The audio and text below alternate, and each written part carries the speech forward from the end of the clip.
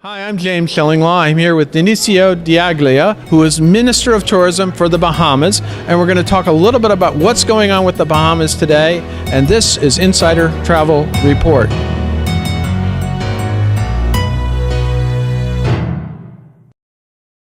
Now, Dionisio, we're here at the Caribbean Week in New York, and it's a good opportunity to get an update on what's going on with the Bahamas today. First of all, you've got some new resorts on the islands, right? Yes, so the Bahamas is two stories. The first, of course, is Nassau. And Nassau has experienced the coming online, finally, of the Baha Mar project. And the Baha Mar project is an enormous project, 2,300 plus rooms, encompassing three different brands. The Grand Hyatt at 1,800 rooms, the SLS at 300 rooms, and the Rosewood, their five-star white glove brand, at about 230 plus rooms. So it's been a staged coming on stream, started last year, and the Rosewood just opened 2 weeks ago. Also, it has the largest casino in the Caribbean. Another large casino, because we all knew Atlantis at one time was the largest. Well, this one is a 100,000 square feet, and I think Atlantis is probably 40,000 square feet. So just a pauper in that. Yeah, so this is a significant casino. So yes, it's new, and what it's causing is all the other brands to say, well, here's this new product coming on stream, we need to upgrade, refresh, renovate, and that's bringing about a renaissance on a lot of other properties on Nassau. So anytime you have these new properties coming on stream, it has the positive effect of driving all of your hotel inventory to upgrade.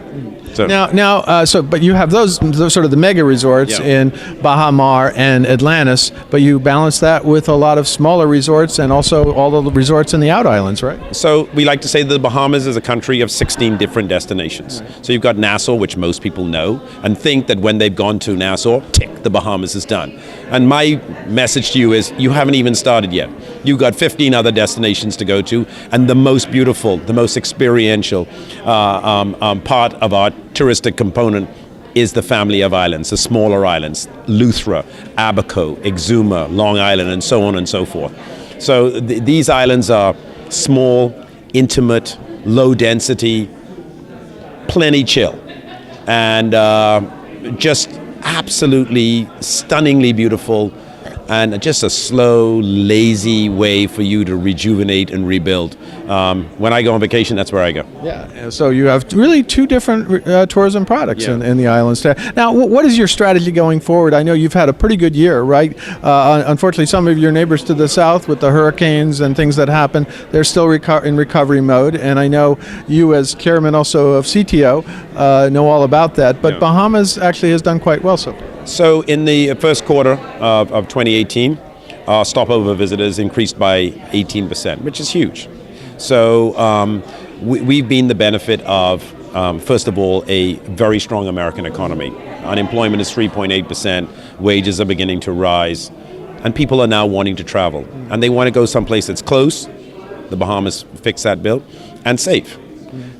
We don't have stories of terrorism. We don't have those types of issues to contend with. And so people want to come to the Caribbean, and we're the closest, we're the nearest. We've got a wide, diverse menu of options for you to choose from. And then obviously we've got all this new hotel inventory coming on stream. And all of that has come together to create this significant uplift in our tourist arrivals. And the islands that have experienced the most growth, the greatest percentage growth, are our family islands. Eleuthera, Abaco, up 30%. Right. So people are really wanting to go and see, okay, let me explore the Bahamas. I've been to Nassau, done. Let me go see what else is out there. And once you get to the first one, now you want to go to the next one. And it's just, it's wonderful. It's just an incredible, relaxing experience, and I love it. Now, you also have a rise in cruise tourism, too. I mean, you've been one of the most popular cruise destinations. How is your cruise tourism doing?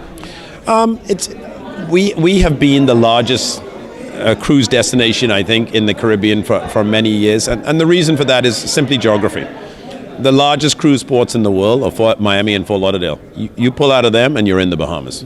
And so, and we have allowed the cruise companies to develop uninhabited islands into the Bahamas to create an experience for their travelers. And so when you go on a 3-day cruise or 4-day cruise, you inevitably go to one of the islands that have been developed by the cruise companies, and then you stop into one of our population centers like Freeport or Nassau. And so we will always continue to do well in that area, primarily because of the diversity in product and the way we have embraced the cruise companies and allowed them to develop some of these islands, and they're continuing to do it.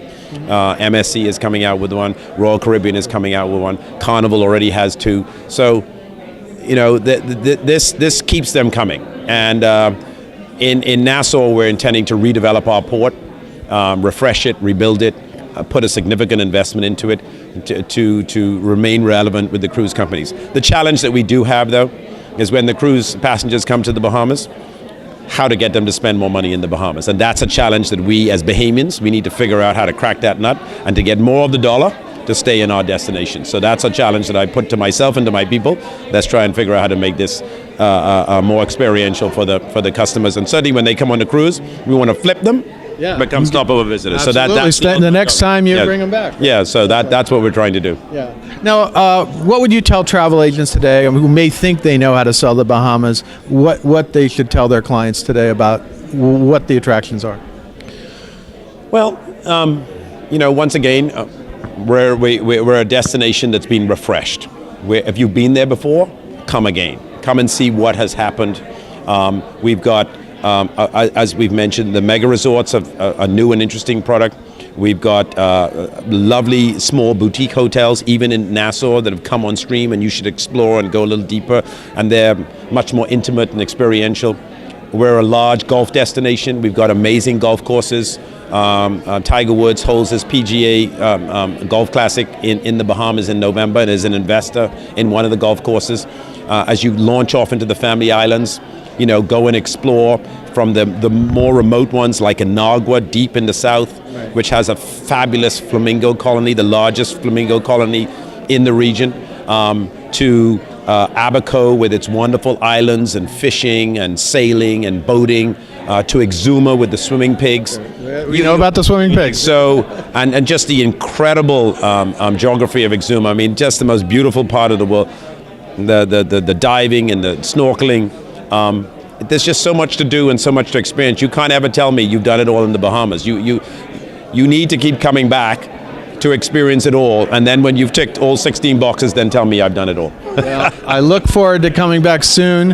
I've been there a number of times over the years, both in Nassau and also to the Family Islands. Yeah. It's a wonderful destination, and I do keep finding new things to do in the Bahamas. It's great. Thank you for giving us the update on the Bahamas today. James, thank you so much for having me. I'm James Shillinglaw, and this is Insider Travel Report.